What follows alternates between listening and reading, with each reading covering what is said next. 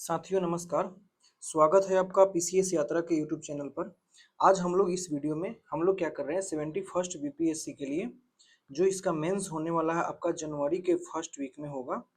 ठीक है, तो उसके लिए करंट अफेयर्स की एक सीरीज स्टार्ट कर रहे हैं। हम लोग ऐसे कोशिश करेंगे डेली दो दो तीन तीन करंट अफेयर्स करके करंट अफेयर्स को कंप्लीट किया जाए।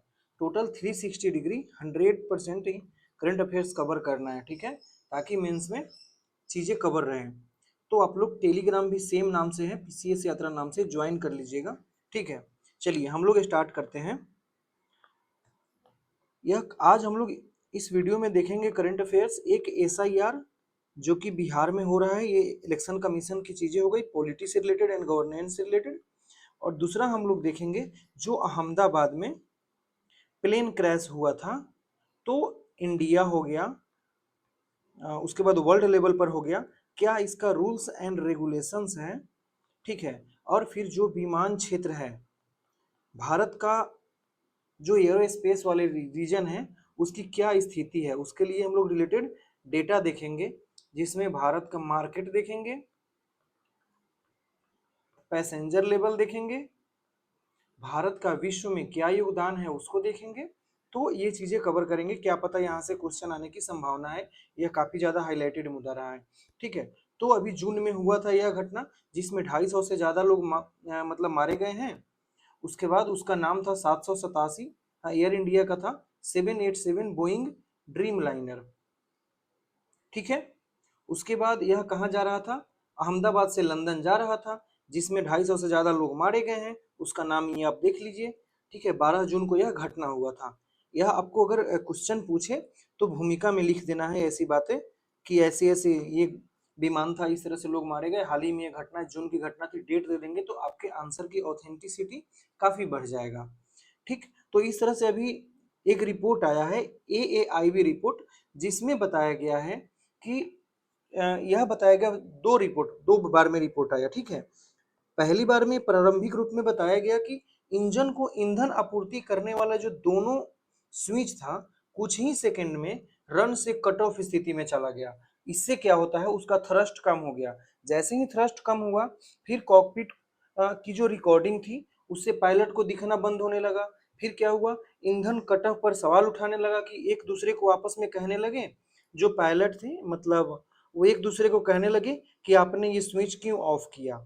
यह जो चीजें आई है आपको ब्लैक बॉक्स रिपोर्ट होता है, ब्लैक बॉक्स होता है जो किसी भी आपात स्थिति या किसी भी स्थिति में यह क्षतिग्रस्त नहीं होता है, और किसी भी विशेष स्थिति में रिपोर्ट इसी से निकाला जाता है। इसके बारे में हम लोग डिटेल्स में देखेंगे। ब्लैक बॉक्स के भी दो प्रकार होते हैं, उसको देखते हैं हम लोग अभी। तो दोनों पायलट आपस में एक दूसरे को क्या करने लगे, आरोप लगाने लगे, तब तक ये चीजें घटनाएं घट गई। ठीक है, वहां पर टक्कर से पहले जो प्रसारित की गई हताशा भरी मेडे कॉल, हम लोग मेडे कॉल देखते हैं, ये देखिए क्या होता है उसको देखते हैं। मेडे कॉल ने जो फ्लाइट पर नियंत्रण पाने के चालक दल के अंतिम प्रयास को रेखांकित किया। मतलब जो पायलट थे वो लास्टली लास्टली तो कह चाहेंगे ना कि मतलब ऐसी घटनाएं ना घटे। ठीक है, देखिए फिर मेडे कॉल क्या होता है, विमानन और समुद्री आपात स्थिति में जीवन के लिए खतरा बताने के लिए इस्तेमाल किया जाने वाला एक अंतरराष्ट्रीय संकट का यह सिंबल है। कुल मिलाकर मेडे कॉल क्या है, एक प्रकार का सिंबल है जो यह बताता है कि अब आपके सामने संकट आने वाली है, संकट आने वाला है। यह या तो फ्लाइट वाले केस में होता है या फिर सॉरी शिप वाले यानी कि जहाज वाली स्थिति में होती है। ठीक है, इसका प्रयोग कब किया जाता है, यह तब घोषित किया जाता है जब किसी विमान को आसन्न खतरों का सामना करना पड़ता है, जैसे इंजन की विफलता, आग लग जाने की घटना, नियंत्रण कंट्रोल में नहीं है, उसके बाद स्ट्रक्चरल जो फेल्यूर होता है उसको लेकर। फिर देखिए आपातकाल में पायलट 3 बार मेडे मेडे मेडे बोलते हैं। इसका मतलब यह एक प्रकार के महत्वपूर्ण डेटा प्रदान करते हैं। क्या, विमान कॉल साइन, आपातकाल की प्रकृति, वर्तमान स्थिति, ऊंचाई और इरादा। इसमें बार बार जो मेडे मेडे बोला जाता है, इसमें ये चीजें इसका सिंबल है यह। ठीक है, तो ये वाली समस्याएं आ गई। कुल मिलाकर ये समस्याएं जो आपको ब्लैक बॉक्स से मिला है वो समस्या है यह। ठीक है, ठीक, उसके बाद अब देखना है भारत का विमानन क्षेत्र। भारत मतलब इसमें देखना है जो विकास और बाजार की आकार क्या है, देखिए विश्व स्तर पर थर्ड सबसे बड़ा विमानन बाजार है भारत। वार्षिक रूप से 350 मिलियन यात्रियों को आर पार करने की समस्या है। 2030 तक हम दूसरा बनने का यह अनुमान है। यात्रियों की भीड़ देखेंगे तो एक दिन में 5 लाख से ज्यादा यात्री की बात यह कही जाती है। हाँ, मतलब यह सबसे ज्यादा 17 नवंबर 2024 को यह आंकड़ा आया था, एक दिन में 5 लाख से ज्यादा यात्री। ठीक है, इस तरह से बात आप देखिए। जो भारतीय जहाज के बेड़ों का आकार है, 700 प्लस विमान अभी भारत में परिचालित है। ठीक है, और 2000 से ज्यादा विमानों का ऑर्डर दिया गया है। ठीक है, जो रेगुलेशंस रिफॉर्म्स की बात होती है तो भारतीय वायुयान अधिनियम 2024, औपनिवेशिक युग के विमानन अधिनियम जो 1934 में बनाया गया था, उसके स्थान पर इसको रिप्लेसमेंट कर दिया गया है। और विमानन वस्तुओं के हितों में संरक्षण के लिए एक विधेयक अभी आया है 2025, जो कि अभी पास नहीं हुआ है। जब यह पास बन जाएगा तो रूल्स रेगुलेशन और उसके बाद एक्ट वगैरह यह सब बन जाएगा। ठीक है, हवाई अड्डे की अगर स्ट्रक्चरल ढांचे की बात करते हैं तो 159 परिचालन हवाई अड्डे हैं। 2014 में 74 से अधिक था। 12 नए ग्रीनफील्ड हवाई अड्डे चालू किया। देखिए, ग्रीनफील्ड का मतलब होता है, ग्रीनफील्ड हवाई अड्डे का मतलब कि जहां पर कोई हवाई अड्डा था नहीं। ठीक है, अभी के बनाया गया। जैसे कि रक्सौल बिहार में बनने वाला है, क्योंकि बिहार से रिलेटेड इसलिए इसका एग्जाम्पल। अभी हाल ही में पूर्णिया चालू हो गया है। उसी तरह से बिहटा, ये सब क्या होगा, ग्रीनफील्ड होगा। वहीं यदि पटना एयरपोर्ट की बात करते हैं तो चूंकि पटना में पहले से है, इसमें कोई सुधार या कुछ इसका एक्सटेंशन किया जाता है तो इसको हम लोग बोलेंगे ब्राउन फील्ड। क्या बोलेंगे मेरे भाई, इसको बोलेंगे हम लोग ब्राउन फील्ड एयरपोर्ट। ठीक है, तो ये रहा ब्राउन फील्ड और ग्रीन फील्ड में अंतर। ठीक, उदाहरण के लिए मोपा, जेवर, नवी मुंबई, तो ये सब क्या है आपका ग्रीन फील्ड एयरपोर्ट है, समझे। बाकी देखिए, इसका लक्ष्य क्या है, हवाई अड्डे के बुनियादी ढांचे। उड़ान के तहत 2025 तक 220 हवाई अड्डे और 2047 तक 300 हवाई अड्डे एयरपोर्ट बनाने का इसका लक्ष्य था। ठीक है, इसमें कैपिटल एक्सपेंडिचर ये है, इंपॉर्टेंट नहीं है डाटा। ठीक है, हाँ ये डाटा इंपॉर्टेंट है, यह कितने लोगों को रोजगार देता है। अगर इसको आप लिखते हैं अपने आंसर में, ठीक है, तो आपको क्या मिलेगा, यहाँ पर एक्स्ट्रा मार्क्स भी मिल सकता है कि आप बता रहे हैं। देखिए कि ये विमान क्षेत्र कितना महत्वपूर्ण है इंडिया के लिए। लगभग 40 लाख नौकरियां डायरेक्ट और इनडायरेक्ट लोगों को, यानी कि 4 मिलियन। ठीक है, अगले 10 से 15 साल में 30,000 से लगभग 35,000 पायलट का डिमांड किया जाएगा, समझे। फिर लिंग की बात करते हैं, इसमें सेक्स रेशियो क्या है, 13 लगभग 18% के आसपास महिला महिला पायलट है। यहाँ पर सिर्फ पायलट की बात कही जा रही है, इसके साथ बहुत सारे वर्कर्स होते हैं जो कि ग्राउंड वर्कर्स भी होते हैं। ठीक है, उस तरह से, और 25% तक का लक्ष्य रखा गया है 2025 में, इस साल के लिए। ठीक, अब माल यातायात की बात करते हैं, यह भी आपको आंसर में लिखना चाहिए, जो कि बताएगा कि हाँ देखिए कितना इंपॉर्टेंट है। ठीक है, 2024 में 8 मिलियन मीट्रिक टन इसका क्षमता था, और CAGR की वृद्धि दर से 10% प्लस वार्षिक वृद्धि दर, यानी कि चक्रवृद्धि ब्याज के हिसाब से यह वृद्धि अभी कर रहा है। FDI पॉलिसी की बात करते हैं तो 100% FDI सरकार द्वारा इस पर अनुमति दिया गया है। वहीं 49% स्वचालित मांग से, और 51% आपको विथ प्रपोजल एंड सरकार से अनुमति के बाद, मतलब अब जिस डिपार्टमेंट से है उस डिपार्टमेंट से। ठीक है, आगे देखिए, अंतर्राष्ट्रीय स्तर पर पहचान करते हैं तो नागरिक विमानन द्वितीय एशिया प्रशांत मंत्री स्तरीय सम्मेलन की मेजबानी हुआ है, जिसका समापन अभी दिल्ली घोषणा पत्र के साथ हुआ है। इंपॉर्टेंट नहीं है, ध्यान रखना है, थर्ड सबसे बड़ा मार्केट है। अभी हम लोग 2030 तक सेकेंड होने की संभावना है, यह याद रखना है। FDI पॉलिसी, माल यातायात और रोजगार, इस तीनों को आपको क्या करना है, याद रखना है। ठीक है, चलिए अब हम लोगों को देखना है कि इससे फायदा है, तो हम लोग महत्व इसका देख लिए, और भी कुछ इंपॉर्टेंस इसका देखेंगे। ठीक है, अब हम लोग इससे रिलेटेड चैलेंजेस क्या है इंडिया में। इंडिया में कुछ चैलेंजेस होगा, और जैसे ही चैलेंजेस आता है तो सरकार उसके लिए क्या करती है, रिफॉर्म्स के लिए कुछ स्टेप उठाती है, और रिफॉर्म के लिए कुछ स्टेप उठाती है तो उसके लिए हमें कुछ और सुझाव यानी कि सजेशन देना होता है हमें, तब जाके आपका एक आंसर पूरा होता है। ठीक है, रनवे की सबसे बड़ी समस्या है रनवे की समस्या। रनवे पर अतिक्रमण, भटकाव, भ्रम वाली समस्याएं होती है। आईटीए 2000 आईएटीए 2023 का एक रिपोर्ट है जिसमें बताया गया कि 50% से अधिक दुर्घटनाएं लैंडिंग और टेक ऑफ के दौरान होती है। मतलब इसको लिखना है आंसर में, ये वाली डेटा आपको आंसर में लिखना है जो आपके आंसर को प्रामाणिकता को बढ़ा रहा है। 50% से अधिक दुर्घटनाएं लैंडिंग और टेक ऑफ के कारण समय ही हो रहा है। मतलब साफ साफ है कि जो भी आपका रनवे है उसी में समस्या है, तभी तो लैंडिंग और टेक ऑफ के समय में दुर्घटनाएं घट रही है। दूसरी बात देखिए, 2024 में गोवा में एयर इंडिया की टैक्सीवे त्रुटि रनवे की उलझन में समस्या आई थी। उसी तरह 2020 में कोझिकोड में समस्या आई थी। मंगलुरु में भी घटनाएं जो हुई थी, एक बार पटना में भी हो गया था, चूंकि पटना का रनवे ही जितना होना चाहिए उससे 300 मीटर छोटा है। ठीक है, पक्षी का इंजन में टकराना, ये घटना पटना में हुआ था एक बार। ठीक ना, ऐसी घटना देखिए, एग्जाम्पल देते रहना है, जैसे एग्जाम्पल देंगे ना तो आपके आंसर का ऑथेंटिसिटी बढ़ेगा। ठीक है, ये पता चलेगा कि हाँ आप चीजें सिर्फ ऊपर हवा हवाई फेंक नहीं रहे हैं, आप एग्जाम्पल से आंसर को प्रूफ भी कर रहे हैं। 2024 में देखिए दक्षिण कोरिया में विमान हादसा हुआ पक्षी के टकराने से। यूएस एयरवेज फ्लाइट में 2009 में पक्षी वाली समस्या आ गई थी जिससे दोनों इंजन फेल हो गया था, समझे। फिर मानवीय कारण और थकान, चूंकि पायलट की संख्या कम होती है और ज्यादा से ज्यादा उन्हें काम करना पड़ता है, इसलिए समस्याएं आने लगती है। थकान के कारण निर्णय लेने में कठिनाई होती है, समझे। तो ये वाली बातें अधिक होती है। यह एक रिपोर्ट है, इसको देखना है। देखिए, सेफ्टी मैटर्स फाउंडेशन द्वारा भारत में 530 एयरलाइन पायलट पर सर्वेक्षण किया गया। उसमें बताया गया कि 10 घंटे से अधिक की उड़ान ड्यूटी, बार बार टेल स्वैप, न्यूनतम विश्राम अवधि पायलट की थकान में महत्वपूर्ण योगदान करता है। यानी कि आप ज्यादा से ज्यादा, ऐसे पढ़ते समय भी कहा जाता है, आप ज्यादा से ज्यादा रेस्ट करिए, दिमाग को थकान दीजिए, सॉरी आराम दीजिए, फिर आपकी चीजें अच्छे से चलेंगी।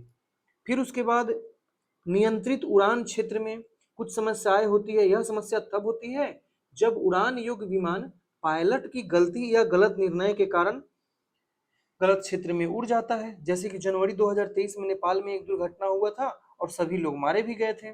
ठीक है, उसी तरह से देखना है एटीसी संबंधी समस्याएं होती है।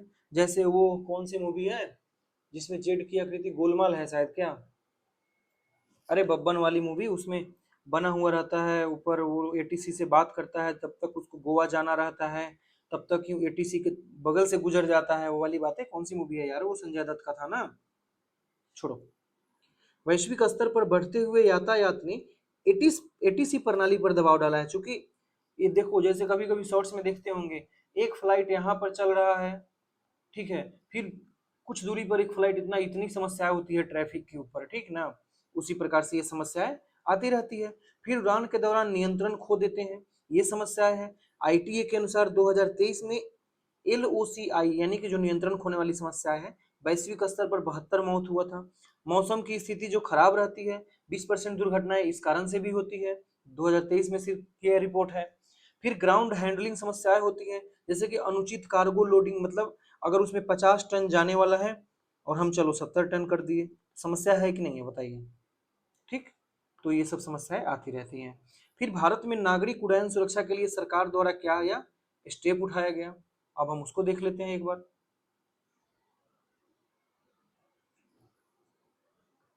डीजीसीए निरीक्षण और लेखा परीक्षा 1997 में हुआ था।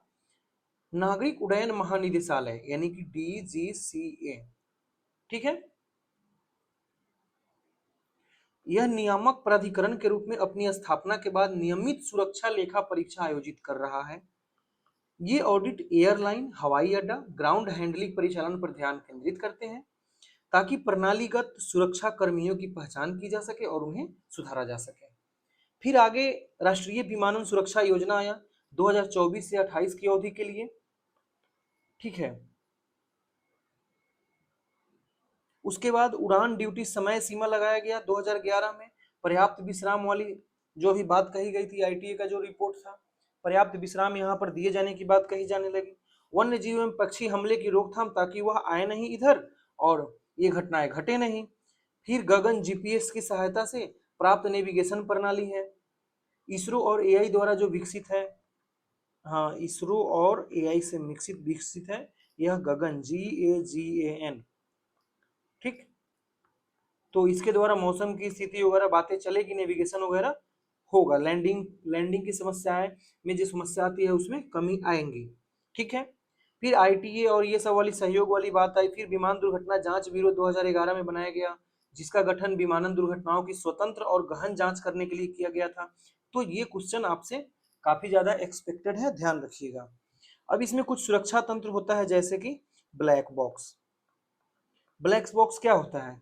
उड़ान डेटा रिकॉर्डर और कॉकपिट में जो बातें की जाती है उसकी रिकॉर्डिंग होती है यहाँ पर। इसका एक गोल है जांचकर्ता उड़ान डेटा और पायलट संचार का विश्लेषण करके दुर्घटनाओं का कारण पता लगा सके। इसमें रंग के आधार पर होता है, जैसे चमकीला रंग मलबे को ढूंढने में आसान करता है। जो भी आपका मलबा होगा उसको ढूंढने में आसान कौन सा? चमकीला रंग करेगा, ब्लैक ध्यान रखना है, नहीं होगा।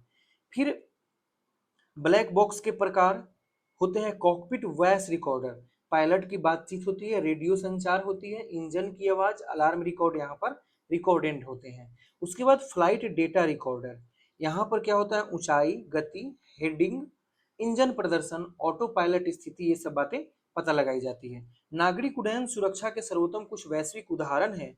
अगर आप अपने एग्जाम्पल में देते हैं कि इंडिया में इस चीज की समस्या है, इंडिया में इस चीज की समस्या है, हमें इस देश में लेकिन इसका हल निकाल लिया गया है, इंडिया में भी चाहिए कि ऐसी समस्याएं होनी चाहिए। जैसे अगर हम लोग पीडीएस के बारे में पढ़ते हैं इकोनॉमी में, पब्लिक डिस्ट्रीब्यूशन सिस्टम में, तो हम लोग छत्तीसगढ़ मॉडल को जरूर पढ़ते हैं, जहां पर उसके 10-15 एसओपी है, जिसके आधार पर वहां से अनाज के लीकेज को रोका गया है। उस आधार पर हम लोग इसको सुझाव में देते हैं कि ऑल ओवर इंडिया इसको लागू किया जाना चाहिए। उसी तरह से देखिए यूएसए में उन्नत वायु यातायात प्रबंधन, ये सब प्रबंधन किया गया है। सिंगापुर में रनवे सुरक्षा दुर्घटना मुक्त रिकॉर्ड किया गया है। अगर पटना से रिलेटेड अगर आप परेशानी लिखते हैं कि रनवे पटना में छोटा है, तो सिंगापुर का एग्जाम्पल दीजिए। यहाँ पर ऐसा क्या किया गया है? घुसपैठ वाली समस्या है, स्वचालित ग्राउंड ऑपरेशन का उपयोग किया गया है। जापान में भूकंप प्रतिरोधी हवाई अड्डा बनाया गया है। दक्षिण कोरिया में उन्नत पक्षी प्रहार रोकथाम की समस्या बनाई गई है। नॉर्वे में आर्कटिक संचालन सुरक्षा से बनाया गया है। ठीक है, तो ये सब समस्याएं से निजात पाने का एक एग्जाम्पल है। उसी प्रकार से विमान सुरक्षा के लिए हमें और आगे क्या करना चाहिए, आप अपने सजेशन में क्या लिखोगे? तो ये सारी बातें लिखेंगे। पक्षी के टकराने की घटनाओं को कम करने के लिए उन्नत वन्यजीव पहचान प्रणाली, जैसे रडार आधारित पक्षी निगरानी तैनात करना, वास्तविक समय उड़ान, जमीनी प्रचालन निगरानी के लिए स्वचालन और एआई संचालित प्रणाली का निवेश करना। तो ये सब हम यहाँ पर यूज कर सकते हैं, समझे? तो आप इसको पढ़ लीजिए।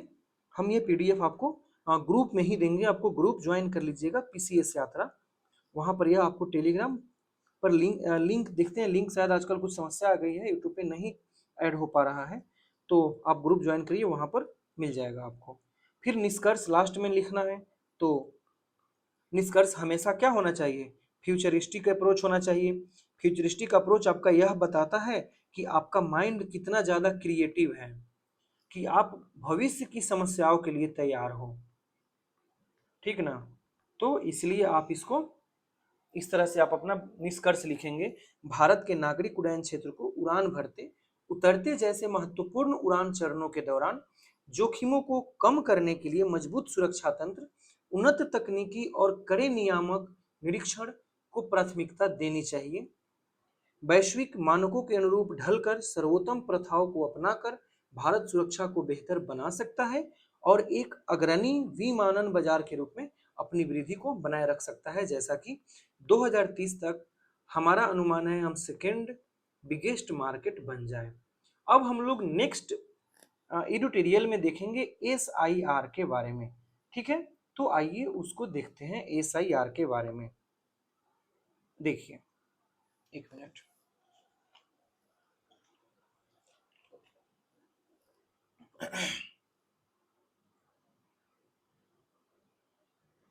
तो हम लोग यहाँ इस पर्टिकुलर वीडियो में मेरे भाई एसआईआर के बारे में देखेंगे, जो कि बिहार में हुआ है। काफी ज्यादा हल्ला रहा इसका, मामला सुप्रीम कोर्ट में भी गया, सुप्रीम कोर्ट का वर्डिक्ट भी आया, ठीक है?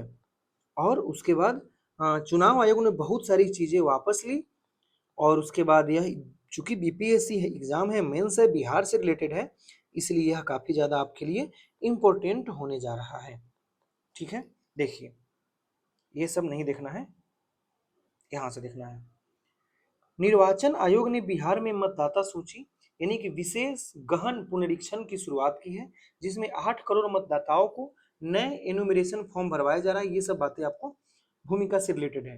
अब हमें देखना है यहाँ पर एसआईआर क्या है, इससे रिलेटेड बातें देखेंगे ना। क्या क्या देखेंगे, देखिए एसआईआर क्या है, यह क्यों होता है, इसके क्या प्लस पॉइंट है और इसके क्या निगेटिव पॉइंट है, क्या यह सरकार को करना चाहिए और इसमें क्या कमियां हैं, इसको सुधार करने के उपाय।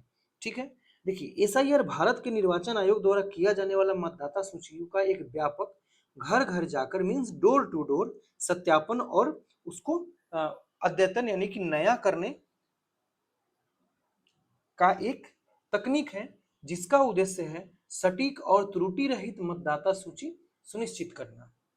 कानूनी अधिकार कानूनी आधार है कि यह 1950 के लोक प्रतिनिधित्व अधिनियम आरपीए 1950 की धारा 21(3) के तहत संविधान के अनुच्छेद 324 द्वारा किए गए अधिकारों के तहत किया जाता है।